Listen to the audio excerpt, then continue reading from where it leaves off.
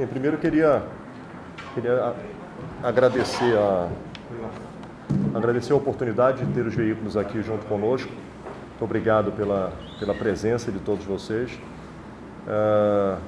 Festejar, podermos estar encerrando mais um ano e principalmente podermos festejar que este ano foi um ano melhor do que o ano de 2020.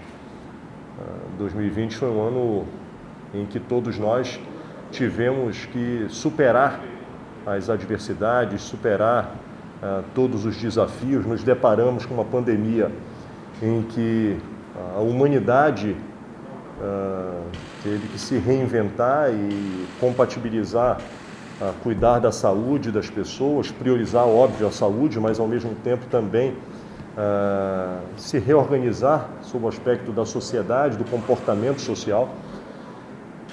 E já 2021, graças a Deus, já foi um ano de retomada de trabalho, já foi um ano em que a compatibilização com a pandemia, que ainda continua, mas já permitindo que nós pudéssemos ter capacidade de construir um momento em que o planejamento, seja do Estado, sejam das pessoas, das famílias, esteve sob o domínio de cada um. O Estado termina este ano de maneira muito positiva, um Estado que, sob o aspecto da geração de emprego, se consolida como a principal economia da região norte do Brasil, com 76 mil empregos em saldo positivo, na comparação da balança de emprego com os distratos. Um Estado que teve a capacidade de se destacar no olhar de proteger a saúde das pessoas, a capacidade de investir e a capacidade de criar programas sociais. Então, este tripé, eu refuto que seja, acho que o principal ativo de governo ao longo de 2021. Nós estamos terminando o ano com o maior percentual histórico de aplicação de recursos em investimento, em percentual do orçamento, ultrapassando aí 9,3%. Apenas para vocês terem uma referência, o governo federal investe algo como 1,5%. Nós estamos chegando a 9,3%. Ano passado, nós fomos o estado que mais investiu entre todos os estados do Brasil, tendo apenas o Espírito Santo com o mesmo percentual, e foram 8%. Então, nós conseguimos ampliar ainda mais este percentual. Tivemos a capacidade de mobilizar cerca de R$1 bilhão em programas sociais, o que colocou o Estado entre os 3 estados que mais recursos e programas de transferência de renda, de apoiamento à retomada econômica, de apoiamento para estudantes, de apoiamento para servidores públicos, todo o pacote Renda Pará, Fundo Esperança, cartão de merenda escolar, auxílios, tudo girou em torno de R$1 bilhão, apenas nos colocando num patamar junto com São Paulo e Minas Gerais. Duas economias que, em comparação de números e de população, São Paulo tem mais de 45 milhões de pessoas, nós temos 8 milhões e 700 mil pessoas, apenas como comparação. São Paulo é o segundo maior orçamento do Brasil, só perde para o governo federal. E Minas é o terceiro. Portanto, uma comparação do quanto este número para nós é importante e demonstra aquilo que foi realizado, o que certamente permitiu com que hoje nós tenhamos a população podendo reagir de maneira mais rápida, podendo ter capacidade de consumo melhor. Acaba de ser feito um estudo pelo IBGE e nós fomos o segundo estado que mais reduziu a pobreza com um patamar de mais de 8% de redução da pobreza. Sergipe apenas ficou à nossa frente, que é um estado que, sob o aspecto populacional e extensão territorial, não tem qualquer nível de comparação com o nosso. Então, você consegue ter geração de emprego por um lado, investimentos pujantes por outro, programas sociais por outro, o que repercute na redução da pobreza no estado, e tudo isso acompanhado de investimentos em saúde para que nós continuemos a pegada de proteger as pessoas e de salvar vidas. Temos a consciência de que a pandemia continua e, por isso, tive sempre o assessoramento do Comitê Científico do Estado para balizar as nossas tomadas de decisão, seja a decisão das medidas e das políticas voltadas para a proteção em saúde, como, por exemplo, neste momento, o passaporte de vacinação, a obrigatoriedade para que servidores públicos estejam vacinados.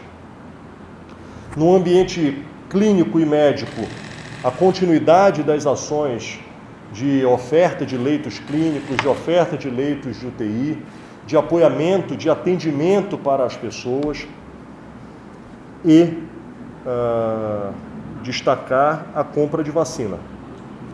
Nós, depois de São Paulo, que produz a vacina, nós fomos o estado brasileiro que mais comprou vacina, não esperando apenas pelo governo federal. O Plano Nacional de Imunização, ele obrigatoriamente traz a responsabilidade para que o governo federal possa fornecer a imunização da população. Nós, sabedores da necessidade de acelerar, a necessidade de fazer chegar vacina de maneira mais rápida às pessoas para salvar a vida da população, nós, por um lado, cobramos e recebemos vacina por parte do Ministério da Saúde, mas nós não ficamos de braços cruzados e fomos atrás de articular a aquisição de vacina que permitiu com que o Estado pudesse ter adquirido 1 milhão de doses de vacina que se somam ao conjunto de esforços e esforços que devem prosseguir para que nós possamos aumentar a nossa taxa de cobertura. Este movimento que foi feito de mobilização com a sociedade permitiu que em 12 dias nós ampliássemos em mais de 1 milhão de pessoas o número de vacinação, mas ainda estamos num patamar menor que 60%. Nós temos que avançar para conseguir imunizar pelo menos 75% da nossa população. Essa é uma meta que nós temos que perseguir. Isso vai desde a aplicação em si, mas também mobilização por parte dos municípios para que possam fazer o lançamento das pessoas vacinadas, para que com isto nós possamos estar com os números reais na ponta e já preparados para que o Estado possa, ao momento em que houver disponibilidade, que o Estado possa vacinar as suas crianças.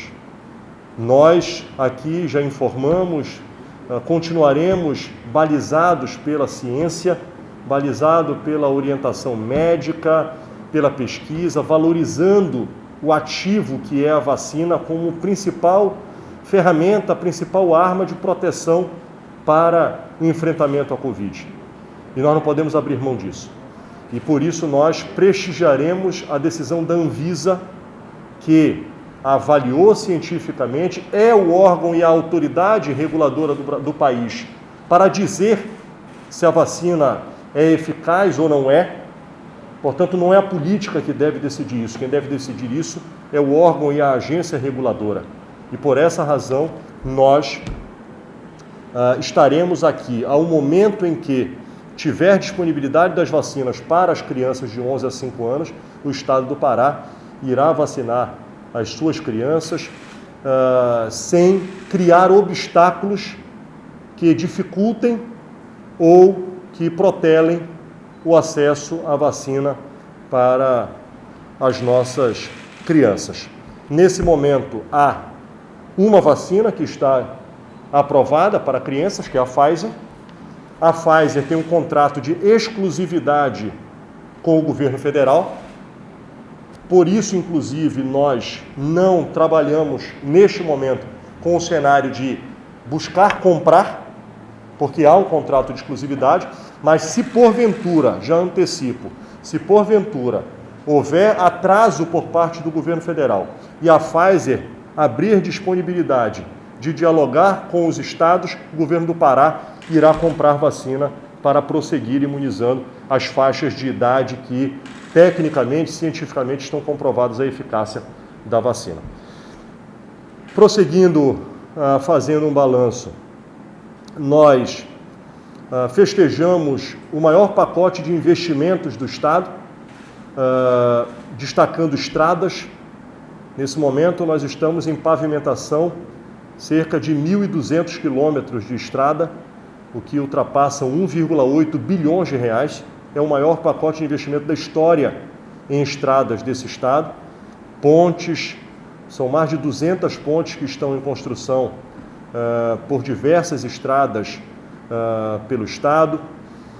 Programas de pavimentação de ruas, todas as regiões, os 144 municípios hoje do estado têm ações do programa Asfalto por Todo o Pará, que ultrapassam 500 quilômetros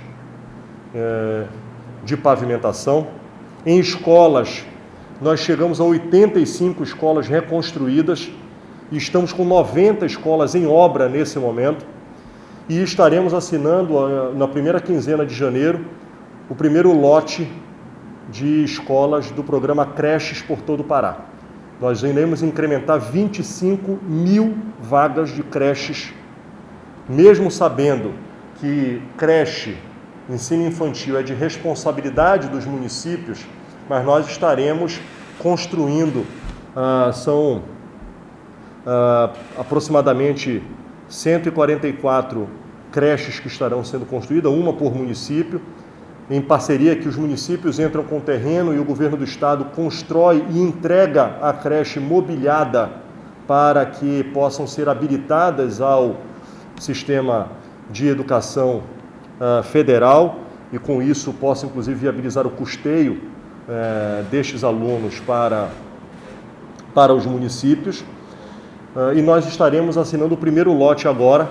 Nós fizemos por lote, nós vamos iniciar já agora em janeiro 30 dessas 144, já iniciando simultaneamente e logo em seguida assinando os demais contratos que estejam aptos já para autorização, para que nós possamos estar implantando com este programa. Este programa ele é fundamental para que nós possamos preparar a chegada dos nossos alunos no ensino fundamental.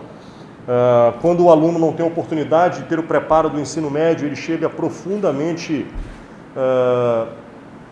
sem o preparo, seja do convívio social, seja as bases iniciais curriculares. Portanto, isso é importante que nós possamos fazer essa preparação.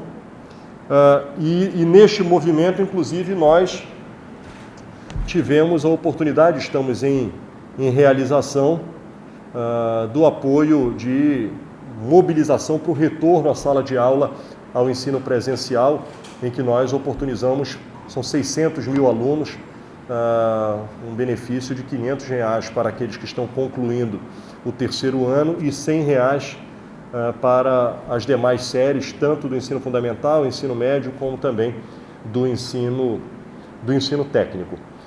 Além disto, destacar que neste ano nós conseguimos resgatar uma pauta que estava desde 2015 paralisada, que foi o piso do magistério. Tivemos um incremento de 40% no piso dos trabalhadores da educação, no piso do magistério. Além disto, o benefício do abono.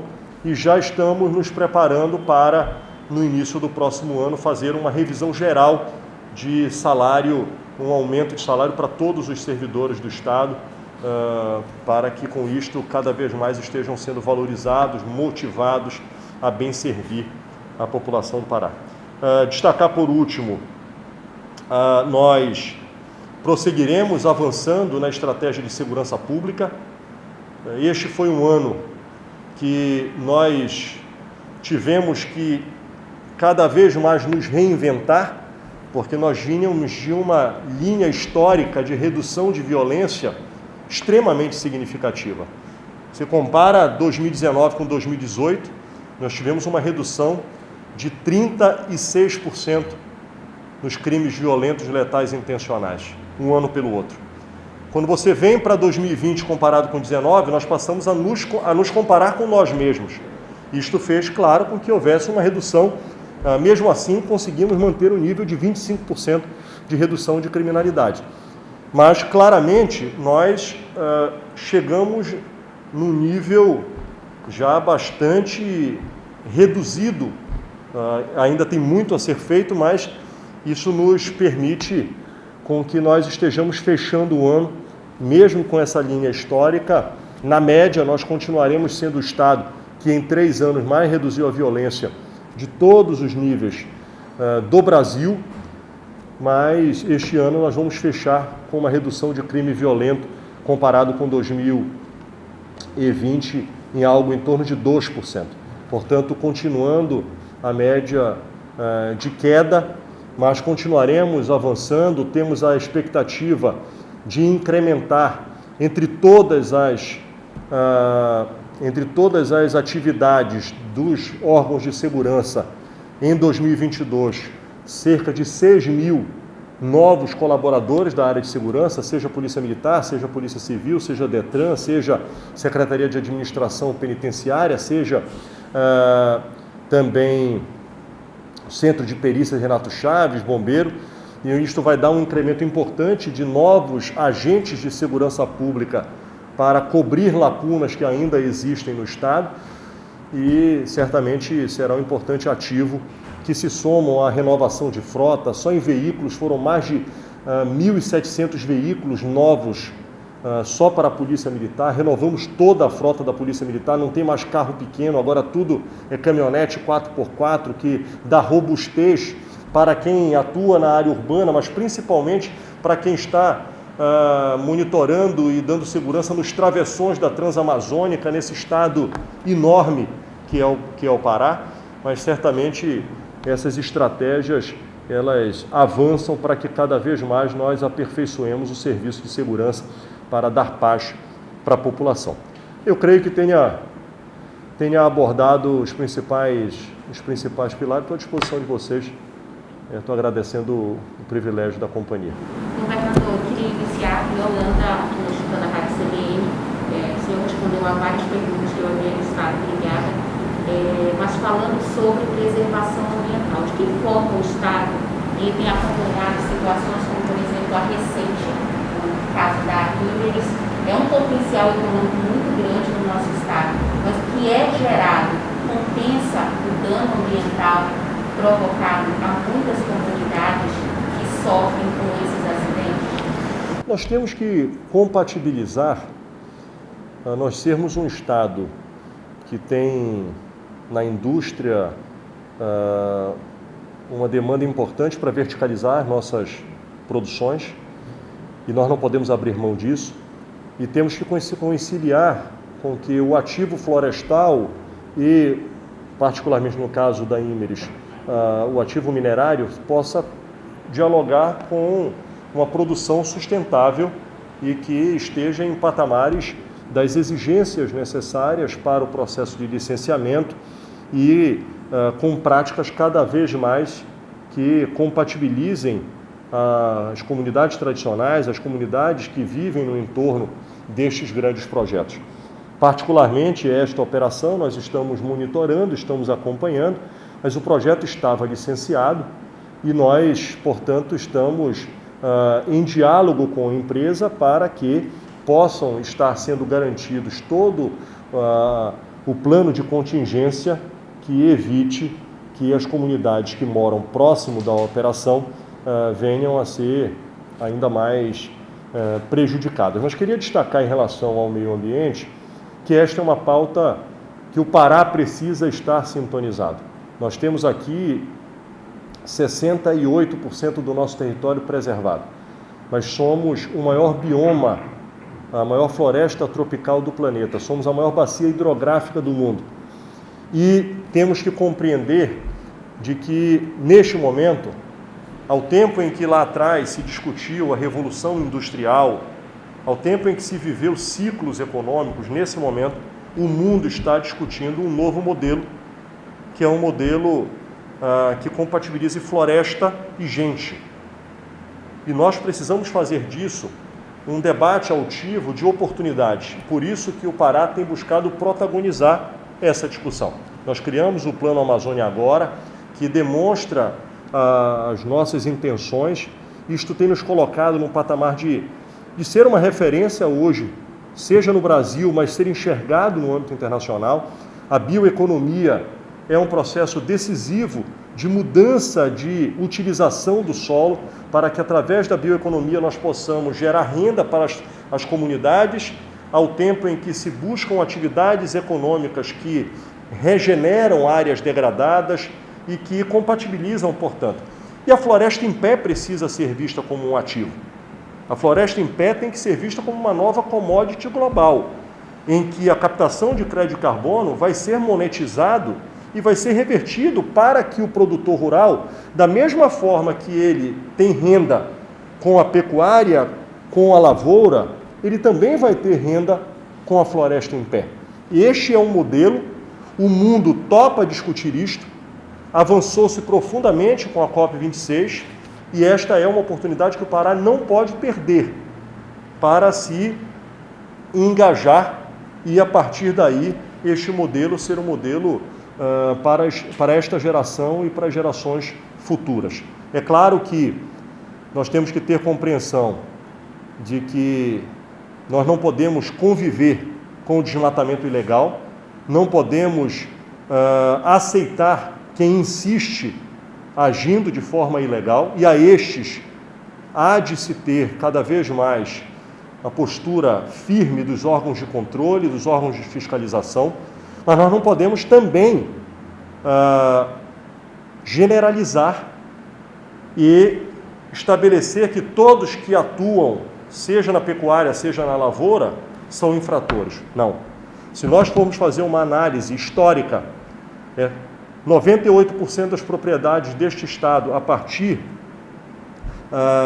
de 2002, não tem registros de infração ambiental. Isto quer dizer que este filtro precisa chegar no sentido de nós punirmos exemplarmente os poucos que deterioram muito a nossa floresta e que apostam na impunidade, que apostam que o Estado não é capaz de fiscalizar. Da parte do governo, é importante que se ressalte, nós temos 25% do território paraense sob o domínio do Estado, em que as áreas são estaduais. Isso quer dizer que a Secretaria de Meio Ambiente, a Polícia Civil, a Força de Combate ao Desmatamento Ilegal, a Polícia Militar, o Corpo de Bombeiros, eles fiscalizam 25% do território. Esta diferença, ela passa a ser fiscalizada por áreas federais. E aí a IBAMA, Força Nacional e etc. Nas áreas do Estado, nós reduzimos 11% os níveis de desmatamento comparado com o ano anterior. Nas áreas federais, lamentavelmente, isto aumentou. Portanto, nós vamos ter que continuar num exercício continuado que possa conscientizar as pessoas e, por um lado, a consciência tem que vir com políticas públicas, com presença de Estado, mas, por outra, também com uma mensagem firme de que o Estado brasileiro, o Estado paraense, não pactuará com quem continuar insistindo em agir de forma ilegal. Governador, o senhor citou uma combinação de fatores que deram muito certo, né? O controle fiscal, que trouxe uma boa arrecadação para o Pará em anos de pandemia, os auxílios, da Pará, a esperança, a movimentação da economia, o aumento dos empregos. Eu queria saber o que o senhor pretende repetir ou manter nessa combinação para 2022, já que é bem provável que 2022 também seja um ano em que ainda viveremos espero que em estágio menor, a pandemia. Queria saber o que o governo pretende manter desse pacote. O Estado está preparado orçamentariamente e as suas finanças para que nós possamos, em 2022, dar prosseguimento a todas as iniciativas de benefícios para as famílias que estão em maior vulnerabilidade. É claro que nós seguiremos de maneira muito firme a legalidade do processo legislativo, como também compatibilizando com o calendário eleitoral para que não haja qualquer interpretação de que o Estado esteja, porventura, fazendo qualquer iniciativa que não seja exclusivamente para proteger os mais sofridos. Eu queria saber a respeito das taxas. A gente tem algumas medidas, né, para que o Executivo tem participado de discussões sobre ICMS, formas de realmente estimular a nossa economia. A gente tem alguma previsão de redução ou um novo pacote de incentivos fiscais, alguma coisa nesse sentido para o próximo ano? Nós acabamos de aprovar na Assembleia Legislativa e agora no próximo dia 3 de janeiro estará iniciando o Refis estadual, que permitirá com que no prazo de um mês todos aqueles que tenham débitos com o fisco estadual possam renegociar as suas dívidas, praticamente zerando os juros, diminuindo as cobranças. Isso é um estímulo para que as pessoas possam estar ativas e uma demonstração do Estado de que nós temos a consciência de que aqueles que não tiveram condição de arcar com a carga tributária, nós temos que ser solidários e dar uma nova oportunidade. É claro que nós estaremos buscando alternativas que possam diminuir o custo de vida das pessoas, o custo da produção, o custo das atividades econômicas, até para que estas atividades econômicas possam cada vez mais estar em um ambiente propício para ampliar a sua operação, para gerar emprego, para gerar renda, que é a principal missão que nós devemos implantar no Estado cada vez em que emprego significa aquecimento econômico. Governador, cabe o clube do Pará. Estamos, inclusive, gravando toda a entrevista que o senhor concede na tarde desta terça-feira. Nós gostaríamos de saber, já que se falou sobre tudo, saúde, educação, segurança, a novidade, ou as novidades, aquela projeção que o governo do Estado está a fazer sobre esporte e lazer no próximo ano. Nós iniciamos, no ano de 2021, importantes obras. Nós estamos já com 25% das obras do Novo Mangueirão, da mesma forma também as obras do Colosso do Tapajós, que são duas importantes praças futebolísticas do nosso estado. A previsão é que nós possamos, em 2022, estar inaugurando estes equipamentos, devolvendo para a comunidade estes equipamentos. Além disto, nós estamos com uma agenda importante de entrega das usinas da Paz, que são equipamentos multifuncionais que têm no esporte, na cultura, no lazer, importantes alicerces para a transformação social destes territórios. São territórios classificados pelos órgãos de segurança como os territórios com maior incidência de criminalidade, e a partir daí nós conceituamos de que sem a polícia nós não vamos reduzir a criminalidade, mas só com polícia também não. Por isso, a presença de Estado com saúde, com educação, com infraestrutura, com lazer, com emprego, com renda, isso tudo faz com que efetivamente aquela comunidade sofra as transformações positivas. E nós já entregamos a primeira, que foi a usina do Icuí. Estaremos entregando agora, no dia 12 de janeiro, no aniversário de Belém, a usina da Cabanagem. Já estaremos entregando logo em seguida em Marituba, depois Parauapebas, voltamos para entregar Bengui, Jurunas, Terra Firme, Guamá, e Canaã dos Carajás. Portanto, a nossa previsão é que nós estejamos entregando neste ano agora todas as demais que estão em obras. Isso chega a um conjunto de 10 usinas que certamente eu não creio, não conheço que haja um equipamento público tão extraordinário e com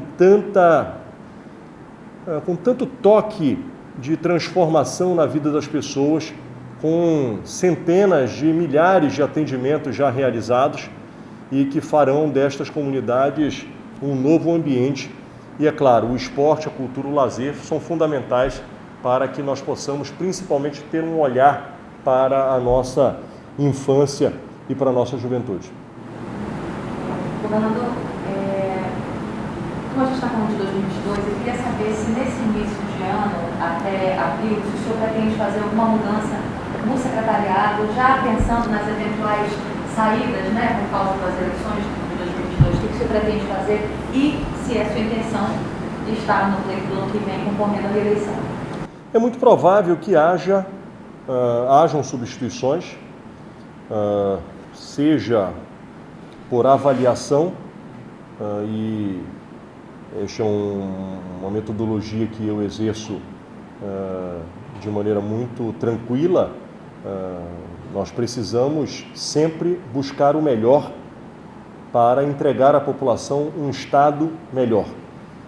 E, portanto, fazer avaliações ano a ano, mês, dia a dia e tomar decisões de mudanças na equipe é algo que faz parte da dinâmica administrativa. Somado-se a isso, um ano eleitoral em que certamente aqueles que entenderem que deverão estar habilitados ao processo eleitoral comunicarão a mim e internalizarão no governo a necessidade da substituição, já que existe um prazo legal de desincompatibilização.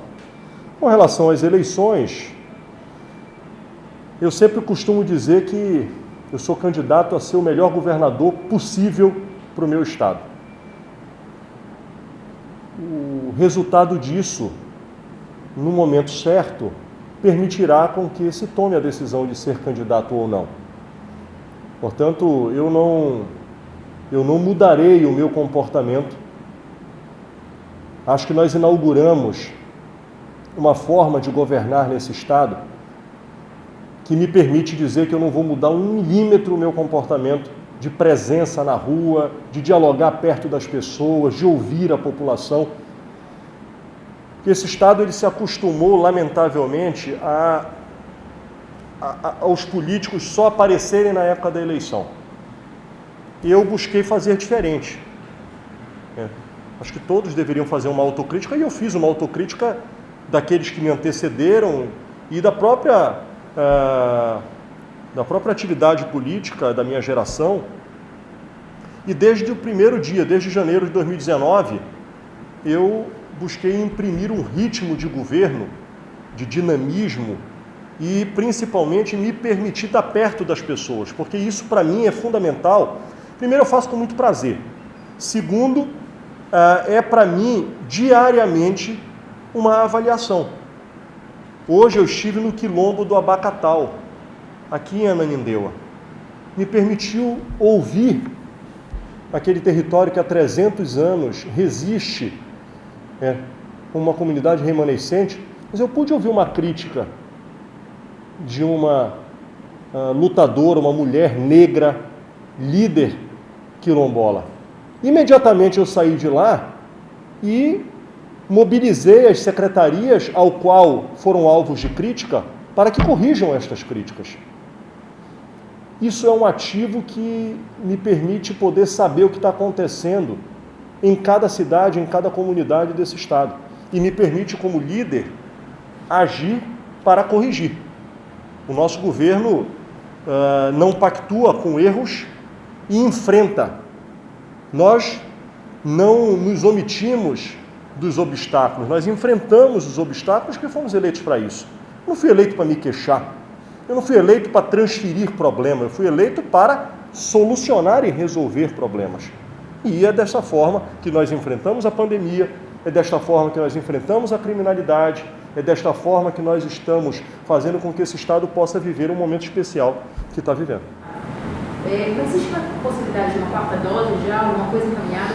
Nós sempre vamos, Natália, nos balizar pelo que a Anvisa nos disser. Portanto, se a agência reguladora estabelecer que para proteger a população é necessário um segundo reforço, uma quarta dose, nós acompanharemos. Sempre nós teremos como orientador o nosso comitê científico e a agência reguladora que estabelece cientificamente aquilo que é eficaz para proteger a população. Perfeito. A outra pendência era sobre o asfalto por todo o Pará, né? Tinha uma meta de 60%, né, de pavimentação. Esses 1,6 bilhões, né, e os 500 quilômetros que o senhor citou, eles correspondem a quantos por cento? A gente conseguiu chegar a essa meta? Nós estamos com 500 quilômetros executados do programa Asfalto por todo o Pará, que são vias urbanas, e neste momento nós estamos em processo licitatório de 1 bilhão e 400 milhões exclusivos para o programa Asfalto por todo o Pará.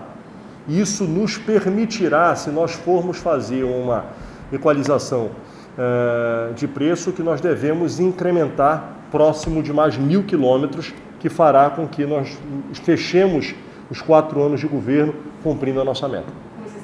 Exato. Seria 1,6 mais 1,4? 1,6, não, 1,2 de estrada. Não, de investimento, de recursos. Sim, aí nós vamos chegar em estradas 1,8 bilhões de estrada, tá? E mais 1,6 de asfalto por todo o Pará. E bilhões também. Bi. A Carol já introduziu a pergunta, né, da eleição. A gente sabe que o senhor é um favorito, né? A gente Obrigado. sabe disso, as pessoas falam muito da sua reeleição.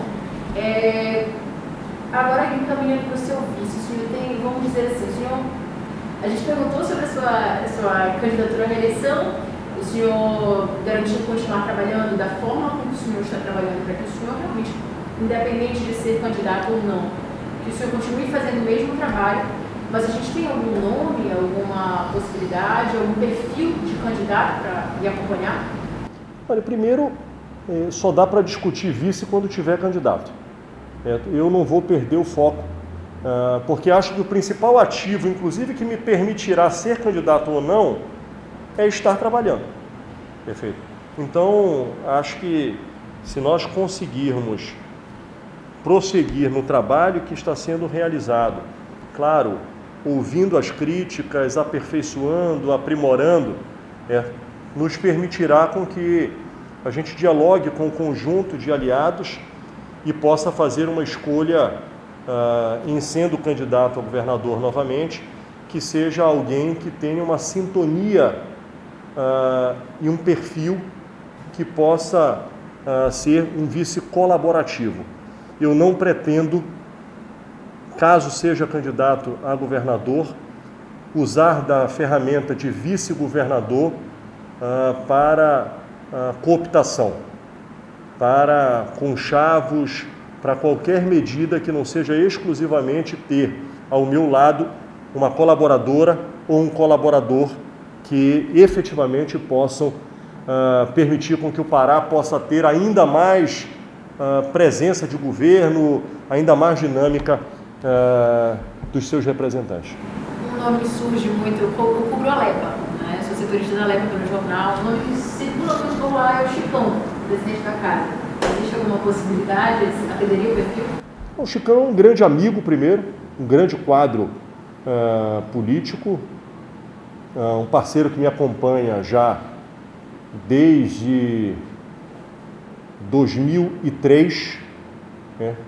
Nós caminhamos juntos. Foi meu vice-prefeito em Ananindeua, quando estive com muito orgulho na prefeitura de Ananindeua, e hoje tem cumprido um papel fundamental como presidente da Assembleia Legislativa, para que a Assembleia Legislativa, com a sua independência, com a sua altivez, possa estar cumprindo plenamente a função do Poder Legislativo e possa estar colaborando nesse ambiente de sintonia que o Poder Judiciário, o Poder Executivo, o Poder Legislativo, o Ministério Público hoje vivem.